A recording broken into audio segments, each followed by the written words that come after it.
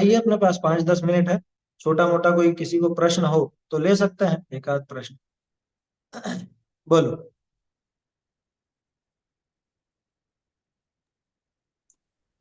अपने जैसे कि वो जो आपने ब्रॉड वाला बताया ना, अब किसका? जो गर्म पानी करने वाला जो रॉड बताया हाँ आपने, हाँ जो हाँ रॉड, हाँ तो हाँ। उसका ऑल्टरनेटिव ये कर सकते हैं कि जो धूप में जो होता है ना कि पानी रख देते हैं तो वो गर्म थोड़ा हो जाता है, वो तो यूज कर सकते हैं ना, उसमें तो कोई दोष नहीं है। नहीं, देखो इसमें ऐसा है।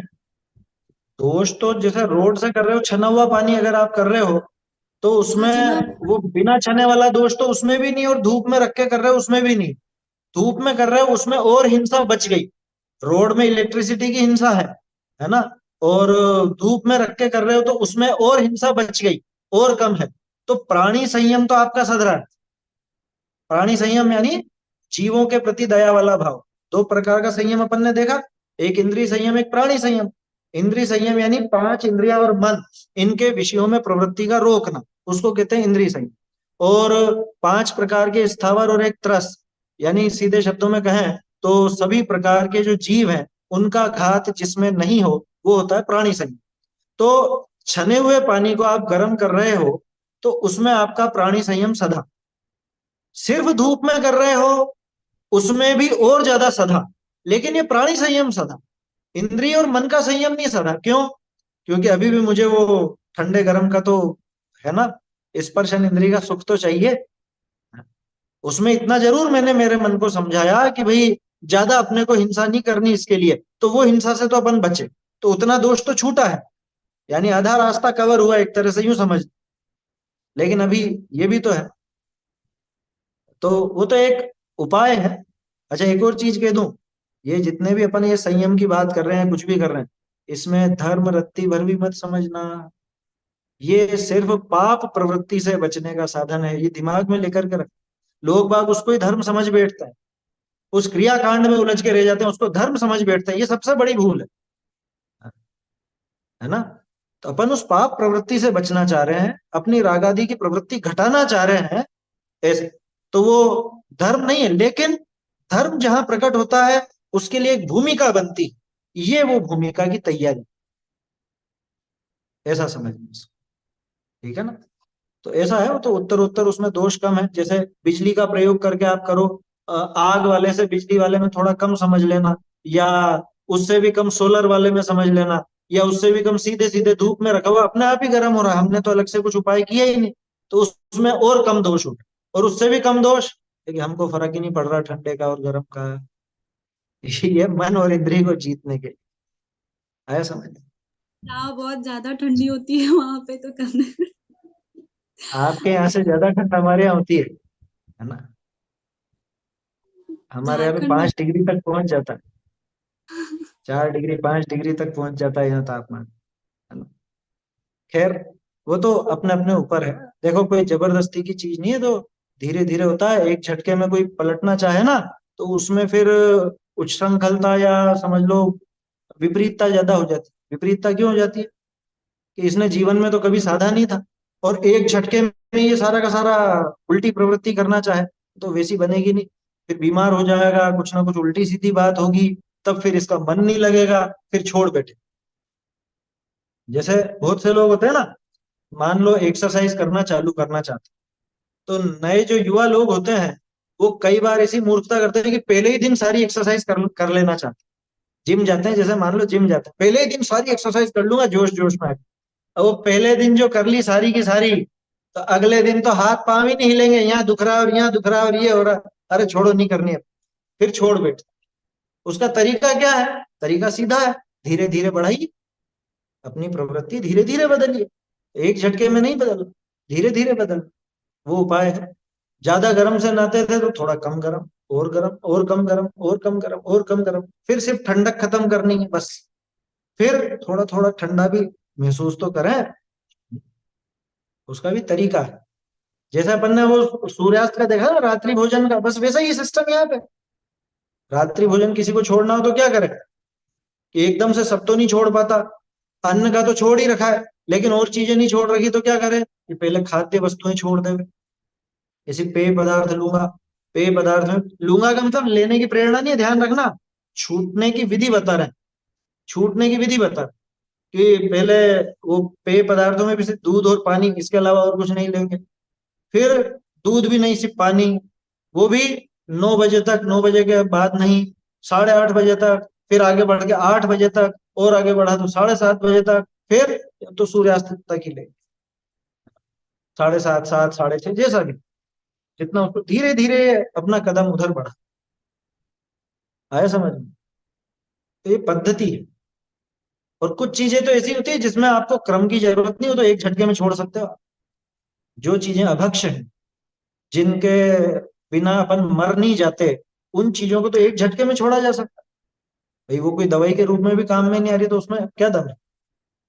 समझ में आ रही बात? जैसे आलू है, अब अपनी सभा में तो कोई इस तरह का व्यक्ति बैठा नहीं, लेकिन फिर भी मान लो, आलू छोड़ने में क्या दिक्कत आएगी उसको बताओ? उसमें कोई क्रम लगाना पड़ेगा? उसमें क्रम लगाने की जरूरत नहीं। आलू किसी चीज की दवा भी नहीं है आपकी, कि डॉक्टर दवाई में बता देगा, तो ये ऐसी तो कोई दवाई होती नहीं।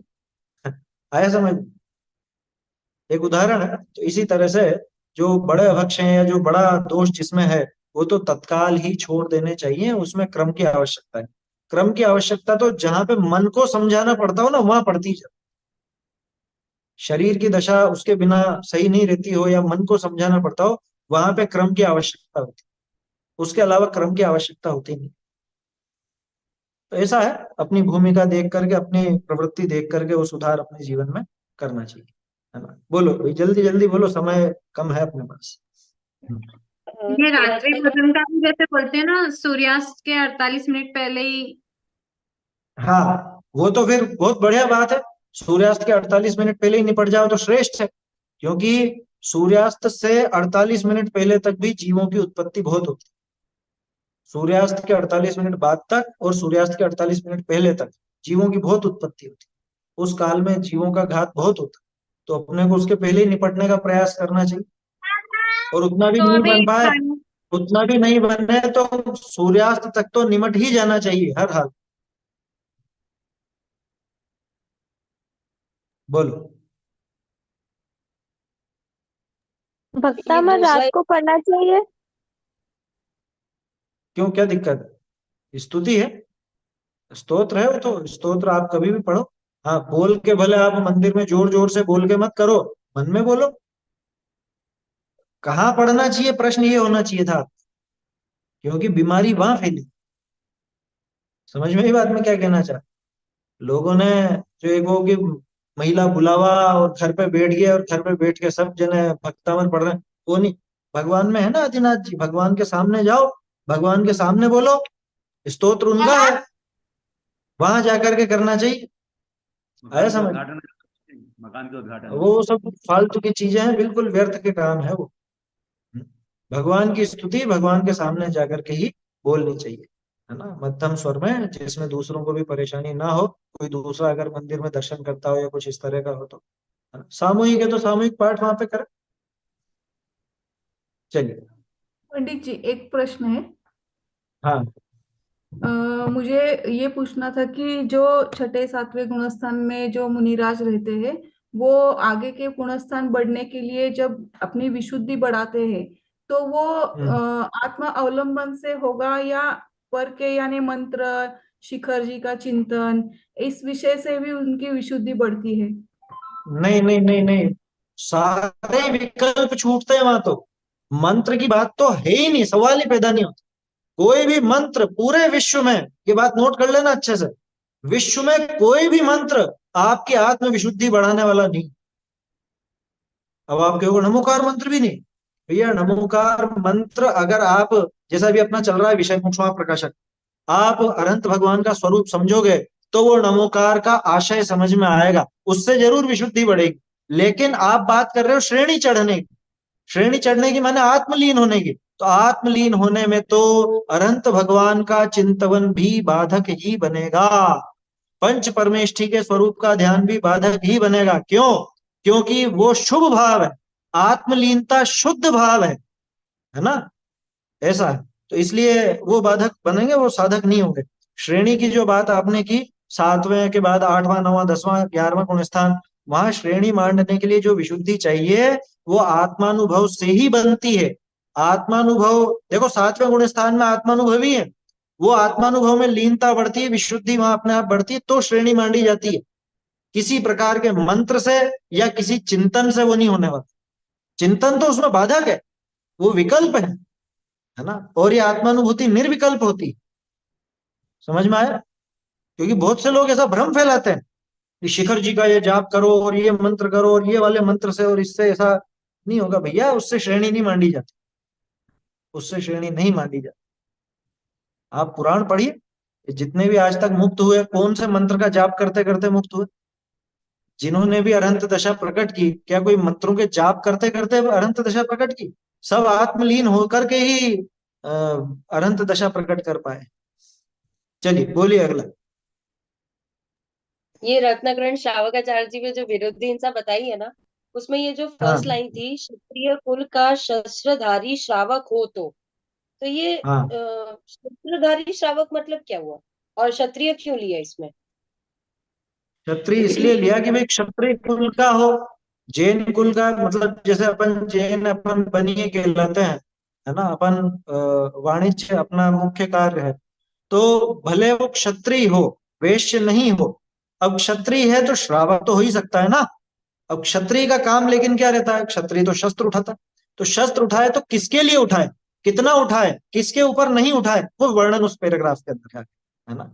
तो विरोधी हिंसा के लिए जो बात थी, वो क्षत्रिय शस्त्र धारण करता है तो क्यों करता है, किस कंडीशन में करता है, वो सारी बात थी। श्रावक तो वो भी हो सकता है। और इसमें जो आया ना, असी मसी कृषि ये सब का जो यहाँ पे आया है विरोधी हिंसा में, स्याही खेती ये सब, तो ये सब श्रावक हाँ के होते हैं कि नहीं होने चाहिए, बस उसी चीज का वर्णन है इसमें बताया ना कि धर्म को नहीं छोड़ना चाहिए, आजीविका करते हुए वो धर्म को नहीं छोड़ता हाँ, कृषि द्वारा। वो सब श्रावक के लिए बताए हैं। ये 6 कार्य जो बताए थे, ये 6 कार्य अब या तो वो मजबूरी में कर रहा है, जैसे कुछ कार्य तो ऐसे बताए थे, है ना। मतलब पहले से करता आया, कुल में वो होता आया, अभी और कोई उपाय नहीं है तो वैसा काम कर रहा है, लेकिन उसमें वो सावधानी कैसे रख सकता है, तो उसका श्रावकपना सधेगा। यूं यूं बताया। चला करके वो उस तरह का काम करेगा नहीं, लेकिन पहले से चला रहा है और मजबूरी में फंसा हुआ है, तो वो किस ढंग से वो व्यापार करता है, वो सारी डिटेल उस पैराग्राफ के अंदर है। ऐसा समझना। मतलब ये सब हिंसाएं हो सकती है, श्रावक की हो सकती है विरोधी हिंसा, है ना, और वो उसमें कितना विरोधी कटौती होती है करे ना। ये बताया। हाँ, विरोधी हिंसा होती है, संकल्पी हिंसा नहीं होती, ये दिखाया जाता। मूल श्लोक देखो ना आप, संकल्पात कृत कारित। संकल्प से, संकल्प वाली हिंसा का त्याग है, आरंभी हिंसा का त्याग नहीं है, उद्योगी हिंसा का त्याग नहीं है। और उद्योग कैसा है कि इन 6 प्रकार का है, ये वहां पे समझा। आरंभी हिंसा मतलब जो डे टू डे लाइफ में जो हिंसा होती है उस वो हुई, मतलब घर हाँ की जो हिंसा होती है। और उद्योगी हाँ, में बेसिकली आजीविका चलाने के लिए जो हिंसा कर आजीविका रहे हैं वाली। वो। हाँ, बस उसमें भी वो ध्यान रखेगा कि चला करके जिसमें जीवों का घात हो ऐसा काम नहीं करता, ऐसा काम नहीं चुनता, है ना। चलिए समय तो हो गया है, 5 मिनट में ले लेते हैं, थोड़ा सा ओवर टाइम होगा। बोलिए।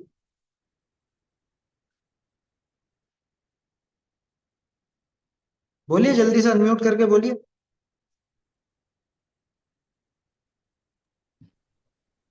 हेलो हाँ बोलिए। भैया जी, बहुबीज जैसे टमाटर, भिंडी, तरबूज ये सब नहीं खाना चाहिए? हाँ, बहुबीजा नहीं खाना चाहिए, है ना। टमाटर बहुबीजा है, तरबूज बहुबीजा नहीं है। बहुबीजा का अर्थ क्या है, पहले बहुबीजा का अर्थ समझ लेना आप। बहुबीजा उसको कहते हैं कि जिसमें बीजों के घर नहीं होते। बहुबीजा का अर्थ बहुत से लोग समझते हैं ज्यादा बीज हो वो बहुबीजा, ऐसी परिभाषा नहीं। ऐसी परिभाषा बनाओगे तो अनार भी अभक्ष कहलाए। अनार भी तो बहुत सारे बीज है ना, खरबूजा भी अभक्ष कहलाए, तो उसके भी बीज बहुत सारे हैं। और बहुत से फल आते हैं जिसमें बहुत सारे बीज होते हैं, गुठलियां होती हैं, ज्यादा होती है। तो बहुबीजा का अर्थ ज्यादा बीज होने से नहीं है। बहुबीजा का अर्थ है देखो, जिनमें बीजन के घर नाही, ते फल बहुबीजा कहलाही, ऐसा क्रिया कोश में श्लोक छंद है। तो जिसमें बीजों के अलग घर नहीं होते, प्रॉपर उनका अलग अलग घर नहीं होता, जैसे अनार, अनार में हर एक बीज अलग अलग खोल में मौजूद, तो हर एक बीज का अलग घर है। टमाटर में इस तरह का नहीं, अमरूद में इस तरह का नहीं। टमाटर हो गया, अमरूद हो गया, या वो पोस्ता डोडा है ना, अफीम का जो पोस्ता आता है ना, पोस्ता दाना, वो बहुबीजा है। ये सब चीजें बहुबीजा है ना। ये नहीं खाना चाहिए। हाँ, बहुबीजा को भी सब प्रतिष्ठित प्रत्येक जैसा ही कहा गया है, इसलिए बहुबीजा का भक्षण नहीं करना चाहिए। अभक्ष है, टीमरी में तो अच्छा रहता पोस्ता है। मतलब अभक्ष फल। कीवी। हाँ, पोस्ता मतलब कीवी। पोस्ता मतलब कीवी। नहीं नहीं, कीवी नहीं, कीवी अलग चीज है। पोस्ता होता है ना डोडा, डोडा बोलते हैं, पोस्ता बोलते हैं। अफीम का वो जो डोडा रहता है, दाना, खसखस। खसखस, खसखस, खसखस कहा जाता खस्ता। है। हाँ, टीमरी में तो गुच्छा रहता है पंडित जी। किसका? टीमरी में, खरबूजा में, खरबूजे में। नहीं, उसमें हर एक बीज अलग अलग खोल में है, आप देखो, हर एक बीज का घर है ना, उसका खोल रहता है। वो बहुबीजा नहीं है। वो चीज, वो खरबूजा जो है बहुबीजा नहीं। चलिए बोलिए ये आगे। खरबूजा इसलिए नहीं सीताफल। खाना, वो लाल क्या? कलर होता है तरबूज इसलिए नहीं खाना चाहिए क्योंकि लाल कलर होता है उसका, वो जो रंग। लाल तो अनार का भी होता है, कलर से थोड़ी ना भक्ष हो या भक्ष होता है ना। लाल तो और चीजों का भी हो जाता है। तरबूज वो भक्ष लाल। दूसरा है, तरबूज का कारण दूसरा। तरबूज बहुबीजा नहीं है, लेकिन तरबूज का कारण एक तो ये बताया जाता था कि भाई बड़ा फल है, वो एक बार में नहीं खाया जा पाता, तो वो उसमें जीव पैदा होते हैं बधारने के बाद, इस वजह से उसको अभक्ष बताया जाता है। बहुबीजा उसका कारण नहीं है, और लाल होना कोई कारण नहीं है। ये चीजें बहुत से लोग इस तरह की बात लेते हैं कि लाल है या ऐसा है, तो लाल तो अनार भी है भाई, आया समझ में? तो ऐसी बात नहीं है उसमें। चलिए आगे और देखते हैं, एक और बोल। जैसे काटना और ऐसे बोलते हैं ना, काटने की जगह जैसे सुधारना और बंधारना बोलना चाहिए। तो कोई ऐसे बोलता है कि इन चीजों में भी ग्रहित मिथ्यात्व है, क्या फर्क पड़ रहा है अगर काटना भी बोल दिया तो? नहीं नहीं, ग्रहित मिथ्यात्व तो नहीं है उसमें, है ना, वो तो भाषा है। मिथ्या। देखो, उसमें अपने को थोड़ा यूं समझना चाहिए। और एक चीज और बता दूं, बहुत से लोग है ना इसमें भी, एक तो माइक बंद कर लीजिए आप, दो तीन लोगों के माइक चालू है ना, सुन लीजिए ध्यान से अभी। बहुत से लोगों को ऐसा पक्ष रहता है कि अपने को ऐसा शब्द नहीं वापरना, ऐसा शब्द वापरना। अब जो मैं बात कह रहा हूँ बहुत लोगों को अटपटी लगेगी। काटना, कट धातु से बना है, संस्कृत का शब्द। समझ में आई बात? संस्कृत का शब्द। ऐसे ही बहुत से लोगों ने कुछ ऐसी बातें फैला दी, अपने को भोजन बोलना चाहिए, खाना नहीं बोलना चाहिए। खाना तो मुसलमानों का होता है। किसने कह दिया आपसे खाना मुसलमानों का होता है? खाद धातु संस्कृत में है, आया समझ में? खाद धातु संस्कृत में है, उसी से बना है वो। खाद्यान्न, खाद्यान्न होता है खाने के लिए, तो खाद से ही खाना बना, समझे? तो इसलिए ऐसा कुछ भी नहीं है कि ये मुसलमानों का, ये उनका, ये उनका, ऐसा कुछ नहीं है। ये दिमाग से भ्रम निकाल दीजिए। और भाषा की बात कर रहे हो आप, भाषा में तो कैसे कैसे शब्द हैं आपको मालूम नहीं है। हम लोग तो बहुत पढ़े ना इन चीजों को, संस्कृत, प्राकृत, अपभ्रंश, कैसी कैसी शब्दावली होती है। हाँ? तो इसलिए ऐसा कुछ नहीं है, शब्द म्लेच्छ मत बनिए। मैं ये भी नहीं कह रहा हूं कि अपन हर कैसे शब्दों का वो इस्तेमाल कर। शब्दों में ये ध्यान रखना कि उस शब्द का प्रॉपर अर्थ किसके लिए होता है, रूढ़ी में उसका क्या प्रयोग होता है। जैसे दो तीन शब्दों के बारे में आपको बताता हूँ। पुलाव, वो बनाते हैं, चावल बनाते हैं, आप पुलाव बोलते हो, मटर अनार वगैरह कुछ डाल करके, और फिर उसको आप पुलाव कहने लग जाते हो। पुलाव वास्तव में वो मांसाहारियों की डिश है, और वो मांस सहित ही बनती। और बताऊं, आप बनाते हो घर पे कस्टर्ड, जरा एक बार पढ़ लेना कस्टर्ड कहा किसको जाता है। आप जिसको कस्टर्ड समझते हो, कस्टर्ड कहते हो, बहुत गलत प्रयोग करते हो। क्यों? क्योंकि कस्टर्ड में तो अंडा मिलाया जाता है। ये शब्दों को अपने को देखना चाहिए। हम उन चीजों के पीछे पड़े हैं, भोजन कहना, खाना नहीं कहना, उसमें जबकि कोई विशेष बात नहीं है।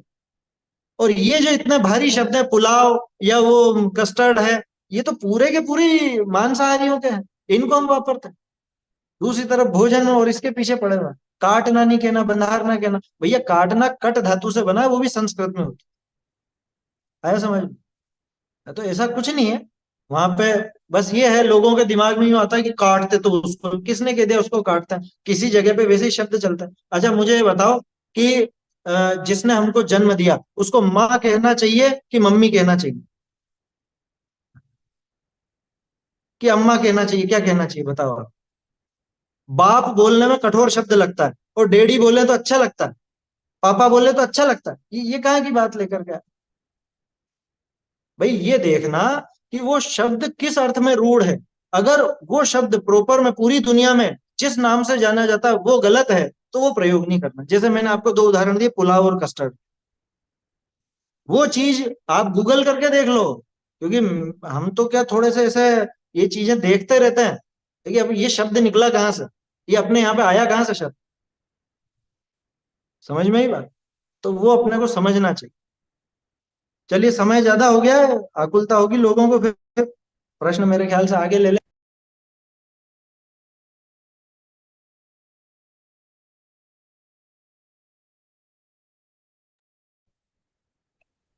बोलिए, एक पंडित प्रश्न और ले लेते हैं फटाफट जी से। पंडित जी, पपीता त्याज्य है ना? पपीता क्षीर फल है। और ये खरबूजा और तरबूजा क्षीर फल में नहीं आते? खरबूजा नहीं आता। खरबूजा और क्षीर फल नहीं, खरबूजा भक्ष्य भक्ष्य पदार्थ है और, खरबूजा। और बाकी तरबूजा कुछ भी चीज आप भोजन में लें, कुछ भी चीज खाने में लें, देखभाल करके लें, क्योंकि जीव तरबू किसी में भी पैदा हो सकता है। जो तरबूजा आपके भी पूरी खाने तरह योग्य, से तरबूजा भक्ष्य भी खाने पदार्थ है। योग्य है पंडित जी, तरबूजा भी खाने योग्य है। तरबूज के संबंध में ऐसा है कि एक शास्त्र में तरबूज का सीधे सीधे नाम आया अभक्ष्य में, है ना। बाकी और कहीं पे तरबूज में क्या है ऐसा मेरे को समझ में नहीं आया कि किस वजह से अभक्ष्य कहा गया है। वो उसके लक्षण समझ में नहीं आए, है ना। कुछ आएगा ऐसा तो जरूर बताऊंगा, बाकी अभक्ष्य में गिना है तो अपन छोड़ दो। और भिंडी ऐसा का क्या पंडित जी? भिंडी का आपने बताया नहीं, उन्होंने पूछा भिंडी का। भिंडी लेसदार, तो, भिंडी जो है वो लेसदार होती है, उसमें जीव जल्दी पैदा होते हैं और उसको बंधारने में जीवों का घात होने की संभावना ज्यादा रहती तो, है। और जिस तो जगह पे इल्ली अभक्ष्य वगैरह अगर मान है, होगी तो वो अभक्ष्य बंधारने में मान है पंडित समस्या जी होगी। उसको, फिर अभक्ष्य मान है। हाँ, भक्ष्य कही जाती है। पंडित जी जैसे बीज के घर का आपने बोला, तो मिर्ची में और लाल मिर्ची में, हरी मिर्ची में बीज के घर होते हैं कि फिर उनके अलग कैसे नहीं माने? नहीं, बीज के घर होते हैं, उनके अलग अलग तंतु होते हैं। आप हरी मिर्ची देखोगे तो हर एक बीज अलग अलग तंतु से जुड़ा हुआ है ना। उसका एक वो धागा सा रहता है ना तंतु, वो जिससे हाँ जुड़ा हुआ जी। रहता है। हर एक का अलग अलग है, सब बीज एक साथ नहीं है उसमें, तो इसलिए जी वो बहुबीजा में नहीं आता। जी जी। ऐसा है। सीता चलिए, सीताफल। सीताफल तो क्षीर फल है। सीताफल बहुबीजा नहीं, क्षीर फल है। जो पपीता में दोष है वही सीताफल में दोष है। और सीताफल की एक और बात बता देता हूँ। सीताफल का जो डंठल होता है, जहाँ बीट होता है उसका ऊपर का, वहां पे कभी आप गौर करना, ज्यादा पकने पे बहुत बारीक बारीक ऐसा सफेद सफेद चलते हुए नजर आ जाएंगे जीव आप। मैंने तो मेरी आंखों से देखी। अगर आपकी आंखें अच्छी हैं थोड़ी, मतलब बारीक नजर आता है आपको, तो आप उसको देख सकते हैं। वहां पे बहुत बारीक बारीक जीव, सफेद रंग के, उसी तरह के, मालूम भी नहीं पड़ेगा आपको, ऐसे छोटे छोटे से जीव। और इल्लियां बिल्कुल सफेद, अमरूद में और सीताफल में एक जैसी। अगर वो हिलेगी तो ही आपको मालूम पड़ेगा, हिलेगी नहीं तो पता ही नहीं चलेगा। ऐसी ऐसी दुर्दशा है इन फलों की। पंडित लीची पूछ रहे हैं, कोई लीची का क्या? लीची, लीची अभक्ष्य में है ये तो मालूम है, लेकिन उसका कारण क्या है वो मुझे ध्यान नहीं। शायद क्षीर फल है या क्या है वो पता नहीं मुझको, लेकिन है अभक्ष्य में भी। ऐसा है। ये भक्ष्य अभक्ष्य के संबंध में छोटी छोटी पुस्तकें निकली हुई हैं, उसमें पूरी लिस्ट रहती है, डिटेल रहती है। इसमें भी आएगा, रत्नकरण श्रावकाचार में भी आ जाएगा। इसके अंदर आगे आने वाला है, ये सुबह चलता है ना अपना, पंडित तो जी ये इसकी एक आगे पीडीएफ भक्ष्य डालिए अभक्ष्य ना की आप, बात आएगी। भक्ष्य अभक्ष्य के बारे में ग्रुप में। डाल देंगे। जी, बहुत सी चीजें आ चलिए जाती हैं, पता समाप्त नहीं करते हैं चलता, अभी। भूल भी जाते हैं हाँ, कभी। 8-10 हो गए हैं। समय ज्यादा हो गया है अपना, समाप्त करते हैं अभी, क्योंकि चर्चाएं तो आगे चलती ही रहेंगी।